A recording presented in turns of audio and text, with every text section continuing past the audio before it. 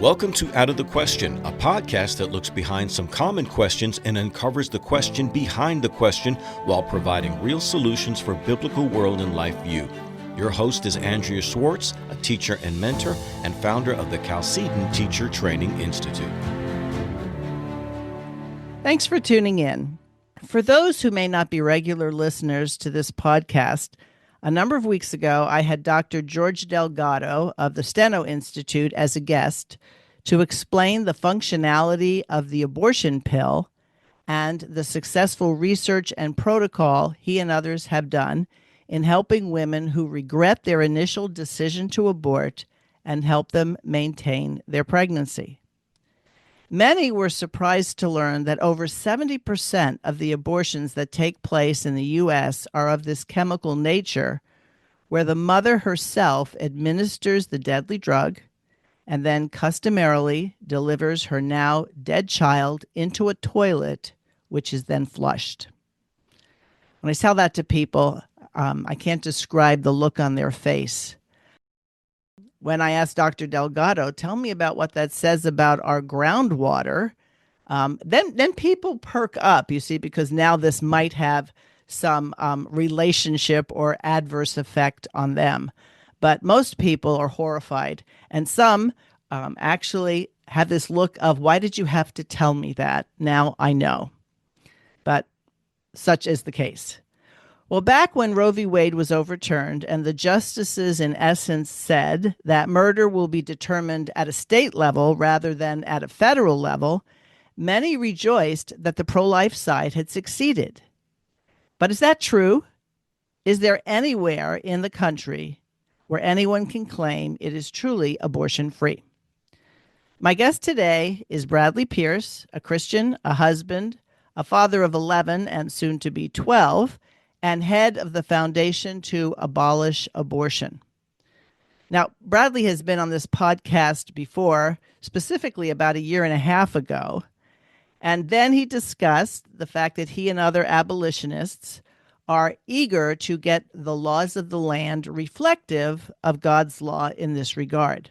And they put together a docuseries called Abortion Free, which can be seen on YouTube, documenting how, with the reversal of Roe, it is likely that more, not fewer, abortions are taking place. Thanks for joining me again, Bradley. Hey, thanks so much for having me. It's good to be with you. Now, there are a number of topics I wish to explore with you today, but let's tackle the elephant in the room. Abortion is far from over, correct? And to use the phrase, far from being unthinkable. Right, exactly. So, for 49 years, the pro-life movement wanted to get rid of Roe versus Wade and accomplished that in 2022.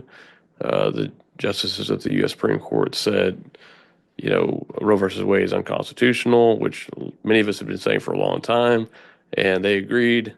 And in fact, we submitted a brief in that case, and we argued, yes, you should overturn it as unconstitutional, and they did that.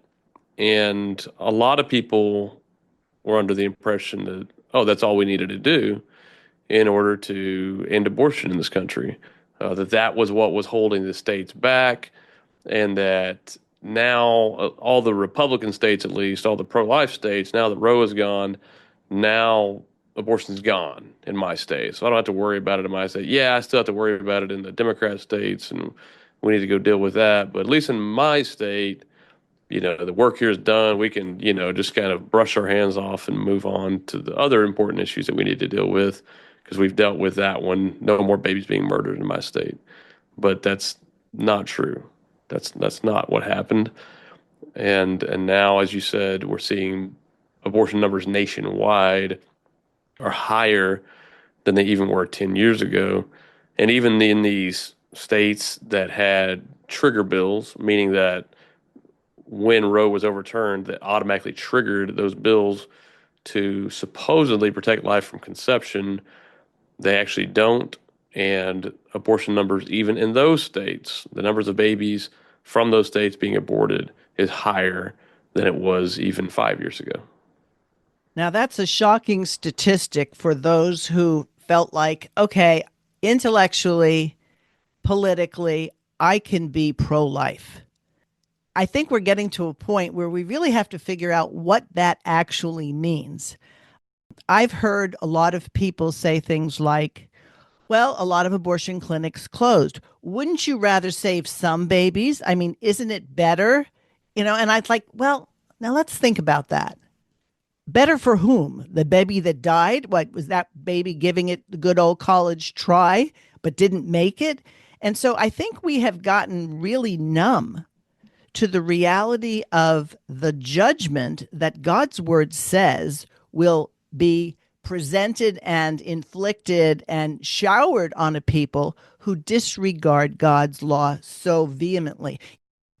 Would you say that the attitude that we see now is as much a manifestation of antinomianism as it is apathy? I think both. Yeah, we certainly have people who just don't care, or they put their hands on their ears, right? Hear no evil, see no evil. And there's that. And then there's also just people who just say like, oh, well, live and let live. Like you said, antinomianism, well, yeah, I'm not going to murder my baby, but, who am I to judge other people? And we certainly see a lot of that going on. So when we're told what pure religion is, to care for widows and orphans, I think a lot of times within pro-life circles, we've included the pregnant woman as part of that women and, the fatherless. And that's certainly true. In other words, there are plenty of people who have been abandoned in a pregnancy, and whether or not we would officially call them widows, they certainly don't have a husband and a father there with them. But that's not the case in all abortions, and that seems to be the linchpin in terms of where an abolitionist differs from a pro-lifer, in as much as the abolitionist is saying God is no respecter of persons, and he certainly doesn't expect, want, or prescribe partiality. Explain that so that the people who are listening to our discussion will understand how crucial a point this is. Yeah, well, I think the ultimate linchpin between all of those folks who call themselves pro-life, which, hey, we're all for life, but when we say pro-life, we're associating ourselves with a movement that has been around for decades and has, certain doctrines and things that are generally held by the leadership and taught by the leadership. And so there's a lot of problems with the pro-life movement's general doctrines and teachings. And so the ultimate linchpin between that, the pro-life movement's general positions, and abolitionists is the law of God. Is the abolitionist says, what does God say we should do? What does God say we should not do? Okay, well, let's do that. And let's not be afraid to say that we're doing what we're doing and we're not doing what we're not doing because God says. Whereas much of the pro-life leaders, if you go listen to them, so many of them are, although they may personally be Christians, many of them, they say, well, whoa, this isn't about religion, right? As soon as the pro-abortion person or the TV news anchor says, well, you're just trying to, impose your religion on others, they're like, well, no, this isn't about religion. This is about science. This is about human rights. This is about this, and this is about that. Well, at that point, now you're just a human being who is trying to impose your opinions on some other human being.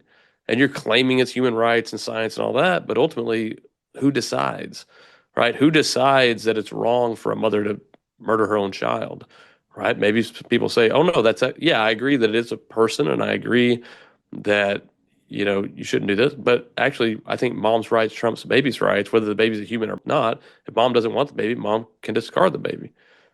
And unless you have some transcendent law, then all of us are just trying to impose our opinions on one another. And so that's why the abolitionist says, no. We have to start with God says it, and not be afraid to say God says it. And so that's the fundamental difference. And that's when then the application of that is, well, God says you shall not murder. God says that life begins at conception, right? And I could get into many of these principles in the biblical, the scriptures behind all of them, but God says it. It's fertilization. And God says it should be equal justice, that if harm is done to a born person and harm is done to a person before they're born, that justice is the same, regardless of who it is, based upon that harm. And God makes that very clear. And so that the abolitionist says, well, then that's how we should treat people before they're born, the same way we're treated. It should be the same justice system, the same laws. We already have laws against homicide that protect us. It should be the same laws that protect them. That's what it means to love your neighbor as yourself. And we need to do so without partiality, which God forbids us to do, which means we cannot, that term partiality means regard faces. We cannot say, well, this person gets different justice because they have a different face, right? They're black or they're white or they're woman or they're a man or they're born or they're not yet born. No. We're to judge cases on the merits, and we're to write laws that don't discriminate upon identity of the parties, but provide justice based upon the actual facts of the case. And we do all that, and that's the position of abolitionists, because that's what God says. That's what God tells us to do. So it would seem that abortion really isn't even a political issue unless you force it into being a political issue. It's a matter of right and wrong. We're talking ethics. We're talking a standard independent of individuals. And I'll go back to the idea that most professing Christians are antinomian, whether or not they know they're antinomian. I found it interesting in the many churches I have visited that we don't say the 10 Commandments anymore. We don't say the two great commandments anymore. And you just cited the second of the two, love your neighbor as yourself. So it's easy to say, oh, yes, I'm pro-life. I donate to here. I donate to there. But as we know, God knows the heart. And if it was your family that was facing extermination, people would get a whole lot more involved.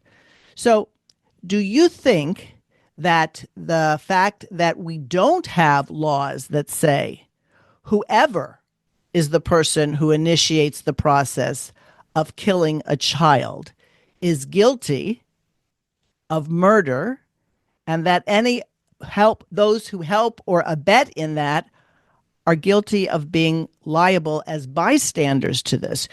Why don't you think people get enraged over this? Yeah, I mean, they're accomplices, people who help. I mean, ultimately, it goes back, it reflects our own hearts. It reflects our own biases, our own prejudices, in that we are more human than them. And even when people say, oh, well, no, I do believe that a fetus is a person, from fertilization, we're all person made in the image of God. Well, how do you treat them? How do you act? Do you act like they're persons? Do you want them protected with the same laws protecting you? Oh, well, no. Are you acting like people are actually being murdered? No. Then you don't really believe it. You Right. don't really believe it. Actions speak louder than words. And that should be a conviction to all of us, right? That convicts me all the time. That am I truly acting like their life is as valuable as my life? If I'm not, then I'm being partial in a way that God forbids. I'm being partial in judgment, and I call it like born privilege. People talk about like white privilege and things like that, and there's all kind of problems with that. But kind of extending it, it's like, oh, well, laws for me, but not for thee, right? Well, yeah, I don't want there to be exceptions to the laws for my life. I don't want people to be able to murder me, and yeah, if someone does murder me, I want there to be justice. I want those the very strict penalties deterring people from murdering me. Well, then you should want those same laws protecting your preborn neighbor as well. That's what love is, loving as yourself. And if you're not loving as yourself, at least, then you're not really loving. So I'm thinking of the many trials that take place when someone has been murdered, and you have family members of the murdered individual sitting in the courtroom. You might ask the question, well, it's not going to bring their loved one back if this person receives the full extent of justice. Why do they care? Because I think all of us care about justice. Jesus certainly did when he said, seek first the kingdom of God and his justice. Yeah, we've translated it as righteousness, but they're really synonymous terms. So Do you think that for the average person, the reason we don't want to go too far on this is that we don't want the boomerang effect that someone's going to shine a light on our lives and say, well, what about this?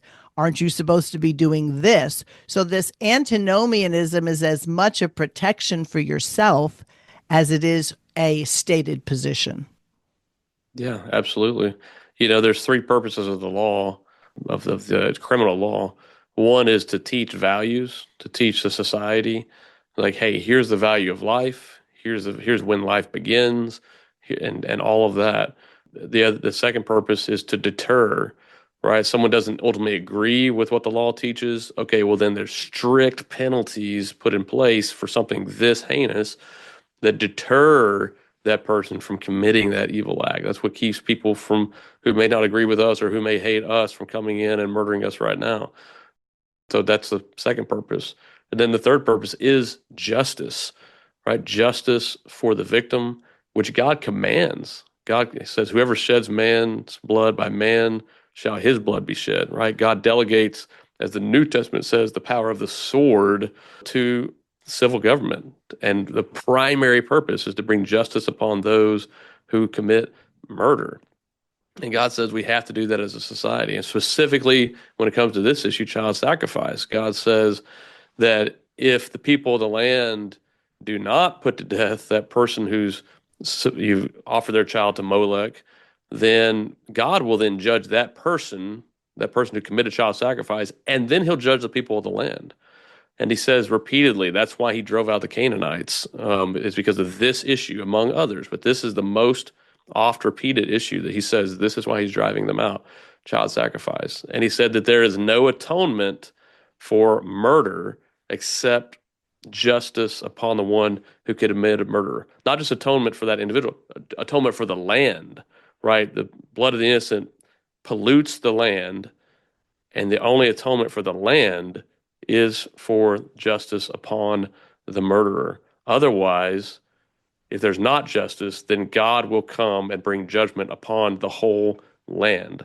That's what we have. Yeah. And with the information, the implication, because when I asked Dr. Delgado, like, okay, so they flush these children down the toilet, what does that mean in terms of sewer systems and groundwater? And he says, well, you probably aren't going to be surprised, but nobody's studying that. And, I think it's interesting, Bradley, we had people who were concerned about, should I get vaxxed or not? Oh, the economy, open borders. They're worried about everything other than God's wrath for the millions of his image bearers who have been murdered. And so I find it when I watched your docuseries, I can't say as I enjoyed it. First of all, thank you very much. I didn't enjoy it, but I went to the next segment because I realized even in my own mind, I had made some allowances. And if it came right down to it, I had to acknowledge, who am I siding with? So one of the things that when you bring up the three purposes of the law, I like to have people think in terms of the commuter lane, two or more persons. You may be in a rush, but you're not going to go in that lane unless you have so much money that when you're pulled over and fined, $500, $1,000, it doesn't bother you. But people don't violate that restriction, whether or not you agree with commuter lanes. And I think that most of your abolitionist bills are geared towards that second function of the law. Right. How many people would do certain things if it was illegal? Exactly. I mean, if you were to get rid of the law against homicide of born people, would there be more murders? Absolutely. Yes. Absolutely, yes. And no one should question that. Well, if you make it murder to murder someone in the womb, are there going to be fewer murders? Dramatically so. Yes, absolutely. And that's the primary function, right? That's the primary function of the law, is to deter, to restrain evil. And then that's even the purpose of justice, or that's one of the purposes of justice, is ultimately to serve as a deterrent effect. As Ecclesiastes says, because the judgment against the evildoer is not carried out swiftly, hearts of the sons of men are set to do evil, right? So if you're not bringing justice, then that deterrent effect is going away. And especially here, where it's actually in every state, in every pro-life law that's written, explicit immunity for the mother is given. The mother cannot be prosecuted, cannot be sued for intentionally, willfully, knowingly causing the death of her own child. And that's the way we're treating our preborn neighbors in our law right now. And even that is hard to classify as pro-life or anti-abortion. It seems to be pro-women. All this effort has been to protect women in their sin. And everybody loves to bring up the hard cases. Well, we know that hard cases make bad law, but why do they keep bringing up hard cases, especially when Roe wasn't even the situation that they presented it to be? The woman wasn't raped, right? So they made a rape case, Right. established law. So let's get into this, and I'm going to call it a feminist view or a pro-woman view. How did the pro-life movement get co-opted with this woman worship? Well, I mean, it infects all throughout our society, this feminist view, which is anti God's order, and really, it's the way that it's infected the church is really just so unbiblical, because it's on this issue, it's this view that women can do no wrong, that women cannot sin, that there must be some, if a woman sins, it must be the fault of some man or some institution. It's like, wait a second. But then at the same time, oh, women are super strong and women should be in authority and this and that. It's like, well, which is it? Are women strong, moral agents capable of making their own decisions, intelligent, or are they victims? 100% of the time, are they victims of society and men who lie to them and pressure them? Which is it? And the pro-life movement tries to say both, but really the way that it acts within the law is that, oh, women are, helpless, defenseless victims. Even if it's a president of Planned Parenthood herself getting an abortion, it's like, well, the law should treat her like a victim. And yeah, that's what we're seeing in fact. And it's, it's this entire view that man is basically good and it's only in their environment that makes them do bad things. Well, that's heresy. That's Well, straight maybe from the it's pits not of hell. man is basically good. Women are basically Oh, I'm sorry. good. Yes. You got to Women get are that right. basically good. Right. Exactly. That's right. And Yeah. to me, it infantilizes women. It says every woman's a victim. I actually heard in the docuseries, sometimes I want to get up and punch the people, but it's like, why break my television, right? It's like, but this woman who said every woman, she's a pro-life executive of some organization, every woman's a victim. And don't be hard on her. She's already lost her baby. Like, oh my. Yes. And then you show people who are popping those abortion pills going, I'm killing my baby. What are you going to do about it? And that's where I think, because we've become so relativistic, people can't think biblically because they haven't been trained to. So, for example, how are we going to know if a woman killed her baby? You can't Right. enforce that law. So isn't this a lot of effort for no reason? Well, I know the answer to that. Explain why that's not a lot of effort for no reason. Well, that's the thing. I mean, the law to deter. And so, you pass a law, make it murder for everyone, make murdering anyone illegal for everyone. And then that's going to deter that conduct. And then if there's like, well, wait a second, but there really are some victims. It's like, okay, yeah, we agree. We agree that there are some victims. But we have this entire justice system to figure out who's a victim, who's not. We give everyone the presumption of victimhood, if you will, right? The law presumes innocence until proven.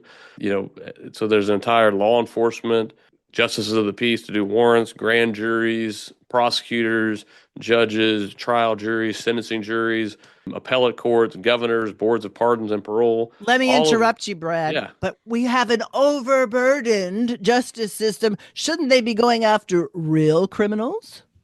I mean, how much more of a real criminal do you get than someone who murders someone?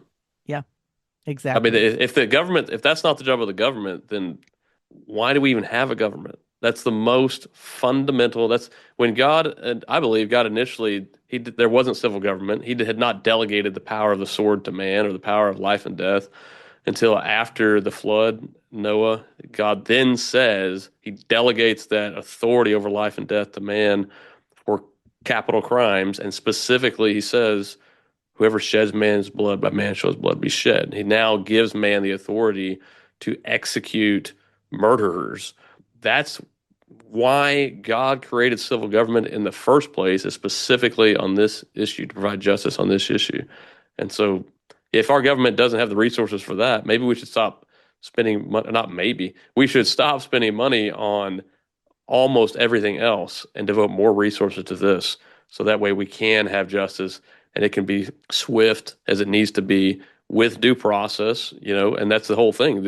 The defendants in every case, especially a case like this, get tons of due process to make sure that we're being very careful. And can it be improved? And should it be improved? Yes. But it's a system that we trust to protect our own lives right now. And so we should extend it to protect the lives of preborn children as well. So to play out some of the scenarios that would go through people's head. Okay, so we found out this woman, we can prove she purchased the abortion pill protocol. She used it. There's witnesses that say her baby died. They were there. They're called in, whether or not they agree with abortion, but they're supposed to say what it is they saw. Right. And so people ask, are we really going to round up those women and put them in prison? Is that what you want to see? How do you respond to that allegation? Yeah, well, certainly no one's talking about going backwards. People that have had abortions in the past, the law allows for that. The Constitution prohibits us going backwards. All the bills we write say you can't go backwards, right? No one's talking about doing that. That's between them and God. But as far as moving forward, yes, the law should prohibit it the same way it prohibits all other homicide. And yes, should people be in fear of the law if they choose to murder their child? Absolutely yes. Should they be in fear of law enforcement coming in and arresting them if they choose to murder their child? Absolutely yes. That's what deters them from doing it in the first place. That's what saves lives. And that's what God tells us to do. And so that's what we should do. It's interesting because with technology, we have the ability to see things that maybe 100 years ago they couldn't. And so many couples, even from their obstetricians, are encouraged to do genetic testing early on in their pregnancy. And then they go see a genetic counselor who gives them a variety of options. But from what I understand, 3 out of 4 people who go through genetic counseling decide for various reasons that they're going to end the pregnancy. Are those numbers, when those things actually are diagnosed and then, quote, dealt with, are they included in your understanding into abortion numbers? In my understanding, yes, as far as an actual pregnancy, there are children who are genetically tested in IVF situations who are discarded, that the numbers are not published, and those are much more difficult to figure out. But as far as those that are aborted, after genetic testing, after there's a pregnancy, yes, those numbers are tracked. It's shocking to me because the very institutions that we're supposed to go to for if you're sick and you need help, Yes. I don't know how any medical person, I realize first do no harm is not a biblical value that is quoted. It's the Hippocratic Oath. But when you look at it, how can you not call this harm? Even if you want to concede that the mom has reasons that she might want to do this, how is any abortion not harm to the child? What's interesting is that even the Hippocratic Oath, the original, it actually said that not only that the do no harm part of it, it's a longer oath, but people don't realize it actually says that I will not prescribe any pessary to a woman to, I forget the exact words, but to commit an abortion. Pessary being like abortion pill, and any medicine or concoction to create an abortion. So abortion is not a new thing. It's been around a long time. People have been killing their born children, child sacrifice, for a long time. And it's not because everybody's been victims. It's because sin in our hearts, and the purpose of the law is not, the law can't legislate morality in the sense of the law doesn't make people moral, but the law can teach morality, and the law can legislate morality in the sense of legislate on moral issues. In fact, that's all that the law can do. Right? All laws, no law is neutral. It's all based upon moral standards. And so, yes, the law can legislate morality and restrain people from committing, in this case, criminal immorality. And I think we often lose sight of the fact, even with the exceptions that people bring up, let's say a woman is under duress.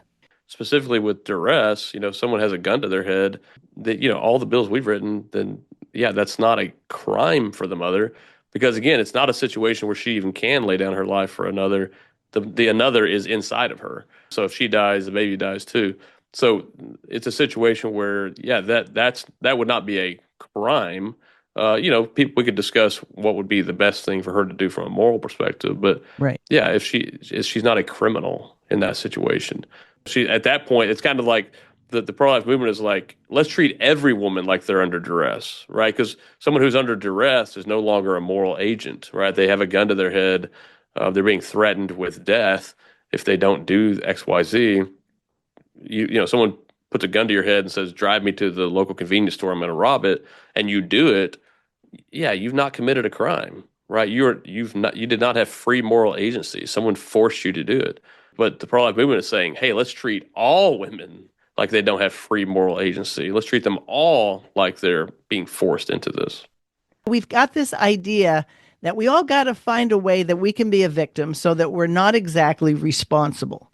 Some people collect victimhood, other people shop for it, other people sell it. And there's no money in advocating for the unborn in the sense that they'll pay you. So it has a lot to do with how we live before God and whether or not, as a Christian society, we are wise. Well, I don't think we've been wise primarily because we don't fear God. Wisdom comes as a result of that, not I'll be wise and then someday I'll, take God's word seriously. Well, you started with talking about true religion, looking at orphans and widows and their distress. Like you just said, orphans and widows can't really do anything for you. They can't compensate you for standing up for them. So that's where your true love is demonstrated in what do you do for people who are being oppressed, who can't do anything for you in return. Right. What is love? And God tells us he demonstrates his own love for us in this. And while we're yet sinners, Christ died for us. Love, there's no greater love than a man laid down his life for his friend. Love is sacrifice. And so love is doing for others who can't do back for you. For widows and orphans who they can't pay you. They can't pay you back. So that's true love that you're showing them. That's why that's true religion is demonstrated by loving people who can't repay you. That's how we as a church in America today, we are demonstrating by and large our lack of love because we are not loving the most vulnerable who can do the least back for us and compensate us the least. We're not doing for them and looking out for them in their distress. They're being carried off to the slaughter. We're called to rescue those. And we're like, no, I've got to spend more time arguing on the internet instead of doing this. And the second part of pure religion is to keep yourself unspotted from the world, which means that you might be ridiculed for saying, thus saith the Lord. And you've got to find better arguments. I've had family members tell me, keep religion out of it. Give me scientific reasons. I think you'll make more headway. And that's just a red herring because it's my science versus your science. But as soon as we say, thus saith the Lord, now we've just put down the card that can't be trumped unless you want to say, well, God doesn't have authority here. Well, and that's what, at the end of the day, it ultimately comes down to authority because they're like, give me science. And you give them science all day on this. They'll ultimately come back and say, like, well, I believe mom's rights trump baby's rights. It's like, oh, wait a second. So it actually does come down to a question of authority. It's just you believe in humanism. You believe that man is the final word, or in this case, woman is the final word. Right. I believe God is. And so it's ultimately a religious issue, whether people are willing to admit that or not. And then what's so interesting to me, we have all these groups that talk about don't drink during your pregnancy. It's not good for your child. Suing pharmaceutical companies who gave women certain sorts of drugs to help with like nausea or morning sickness, and it was harmful for the baby. I'm not going to contest those things. It's hard when you're pregnant and you're sick and there's certain things that you can't take because it might Right. harm your child. But somehow or other, we think that murdering the child is of less significance than drinking 2 glasses of wine while we're pregnant. Right. Well, a lot of my legal practice as an attorney is also defending parental rights, and we have this entire system about child protective services, protecting children, and yet it's in the same states, which is really every state, where mothers can legally murder their children. But once they're born, then now we're gonna go overboard even in protecting them, and saying, well, you can't give your children, you can't do this, or if they want Captain Crunch, you got to give them that. And yet, oh well, but if you just murdered them before they're born, then yeah, that's totally okay. Yeah. We're very double-minded culture. And I think it's a self-serving double-mindedness because if you leave me alone, Right. I'll leave you alone. So let me bring Right. up another thing. The movie Amazing Grace years ago, I forget when it came out, was all about the life of William Wilberforce and how inspiring it was that he fought the fight against slavery. And interestingly enough, both sides, abolition and the pro-life side, claim William Wilberforce as their inspiration. Was he an incrementalist or was he an abolitionist? I think it's important to identify that because sometimes people like to ride on the coattails of someone who doesn't represent their position at all. Right. Yeah, I'm not a Wilberforce expert. I love him. I think he's a godly man, did great things. I think he himself later in life even said, there's some compromises that he had made kind of on the incremental side that he regretted, and that he would be, he would not do those things again. But he explicitly said that the chief enemy of abolition, the chief proponent of slavery, the people keeping slavery around were not the slavers or the slave traders. It was the gradualists, is what he called them. Those who say like yes, we should abolish slavery, but we should do so gradually, right? And that's what we have in our country today. And that just extends it. It just delays it, delays it, delays it, delays it. There's always some more increment along the way until you get people. And again, we see the fruits of it in many ways in our society. And one of them is so many pro-life people and Christians in this country think that in their state, oh, well, there's no more abortion clinics in my state, so we've won. That's a problem. It gives you a false sense of victory. There's more abortions than ever in your state, but you think you've won because you've passed these incremental victories that didn't actually outlaw it the way God says to, and even on the numbers, it hasn't actually protected babies, as far as overall. But it makes people feel that way, which then takes people out of the fight. And so we've got to stick with what does God command? What does God forbid? That's what we should be commanding our magistrates to do. And that's what we have then moral authority to then command magistrates. Because if we're saying you've got to regulate the who, what, when, where, why, how of abortion, well, God doesn't say that. So we're just expressing our own opinion. But when we say, no, thus says the Lord, you shall not murder, here's what the law should be about murder, then we can speak with moral authority because we're speaking what God says. Yeah. If people took it into other venues, let's regulate adultery. Let's regulate theft. Well, in where I live, they did sort of regulate theft. If it was under $1,000, you weren't going to be prosecuted. And what happened? Well, Right. There was more of it, and businesses closed because they couldn't sustain the losses. So Right. a lot of times when we have these intellectual arguments, we fail to see that God will bring judgment. It doesn't have to be a baseball bat on your head. It could be there's polluted groundwater. It could be that now you have rampant crime. Well, what does that have to do with abortion? Well, God sees all of it. And you're not going to get rulers justices, legislators who are categorically better than the people who vote them in. And I think that's the harsh reality. After watching the docuseries, I was like, there's nobody to point a finger to. We can't blame the politicians on this. We can't even blame the abortionists. In one sense, somebody wants a service and is willing to pay for it, and they're willing to do it. Well, hitmen do that too. We haven't legalized that yet, but maybe we should, you know? Maybe if you don't like your spouse, you should just go find a hitman and, you know, let's just say that this is a category of law that really doesn't pertain. So we can take it to the ridiculous. And I really do hope the creative people out there, I mean, you're in law, so you fight your fight within those, but there are creatives out there who could produce film and caricatures to show people exactly how we've compromised. And I do think that it's everybody's fight. Don't say, well, hey, I'm all for you, Brad. Keep up the good fight. Hey, can I send you a couple of dollars? Which I'm sure you would appreciate if somebody sent you a couple of dollars. But that's not what you're advocating for, is it? What are you advocating for? I'm advocating that every Christian should do what they can, where they are, with what they have, with their opportunities, where the Holy Spirit leads them to fight against this. And that's going to look different from every person, you know, for each person.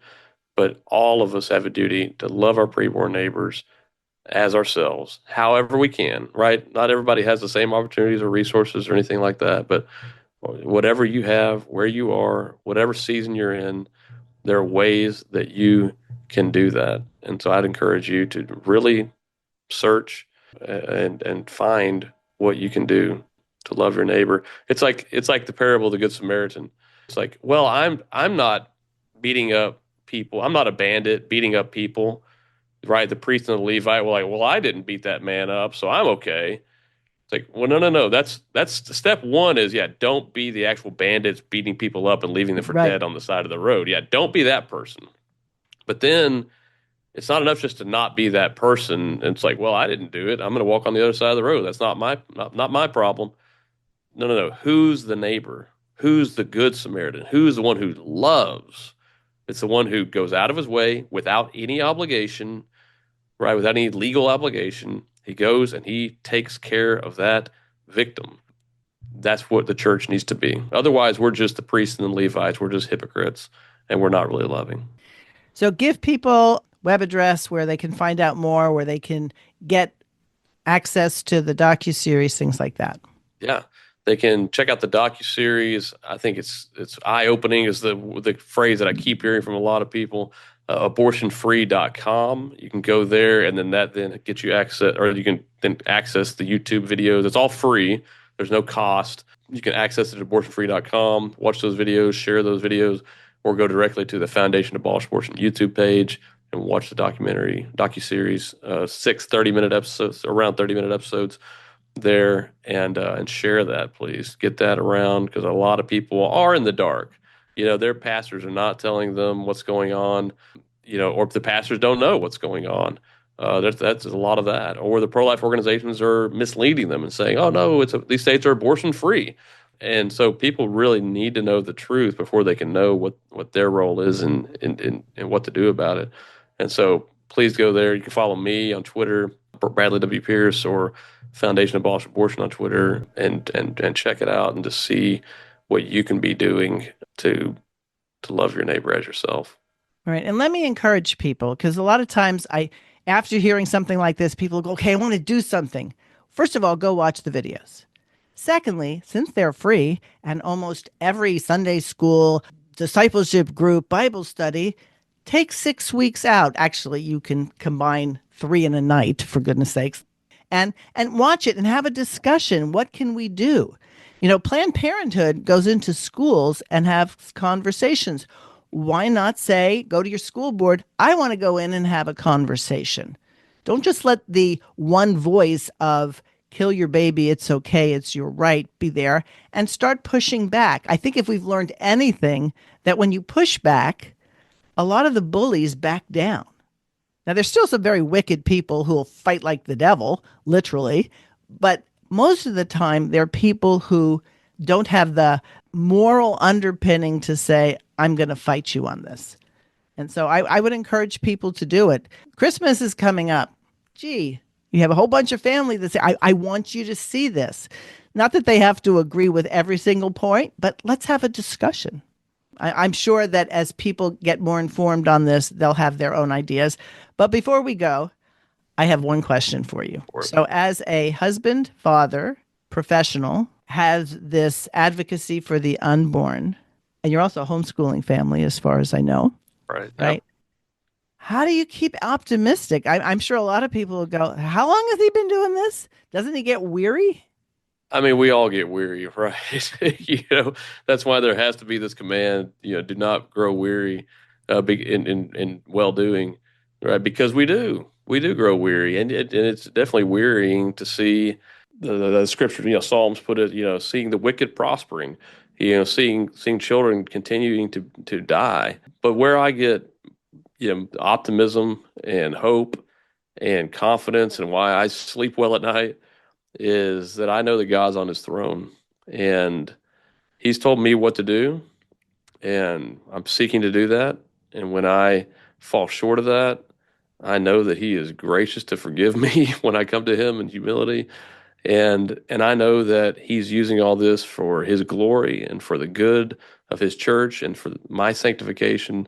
And so I don't have to be anxious about tomorrow. I don't have to be anxious. I don't have to fret because of evildoers. I can just rest in him and have confidence that he's God. He's given me a part to play in all of this and duties, but the results are his, and we can just rest in that. And I would say, no offense to your advocacy work or your law practice, I think the greatest service you do is to be a model and a teacher to your soon-to-be 12 children, who each of them will have grown up with faith without works is not really faith. And prayer without action is not really prayer. Because if you're just relying on, oh God, fix the abortion issue, oh God, shut down the pharmaceutical company, and you don't do anything about it, you've missed, I think, the point of the Great Commission. Because yes, God could do whatever he wants, however he wants it, but he chooses to do it through his church and primarily through the family. And I agree. God works generationally. I would love for abortion to be abolished in America and in the world in my lifetime, but probably not going to be, just to be fair, unless God does something I'm not expecting. But God works generationally, and that gives him more glory even to work generationally, because then there's not one person who gets the credit for it, or one generation that gets the credit. And so that is a big reason why we do what we do, is as an example to the next generation and seeking to be faithful there as an example to them. Check out Brad's resources. And if you have any question like, how could I possibly do something effective, write to me, outofthequestionpodcast@gmail.com. I'd be more than happy to have a discussion with you to help you see that God has positioned you to be effective in this area if you will be obedient to that call. Brad, thank you very much. Thank you. It's been great to be with you. And especially thank your wife. Someday I should just talk with her, because I'm sure there's a whole podcast there. Oh, yes. Very good. She's awesome. Yes, I'm sure. Thanks for listening to Out of the Question. For more information on this and other topics, please visit chalcedon.edu.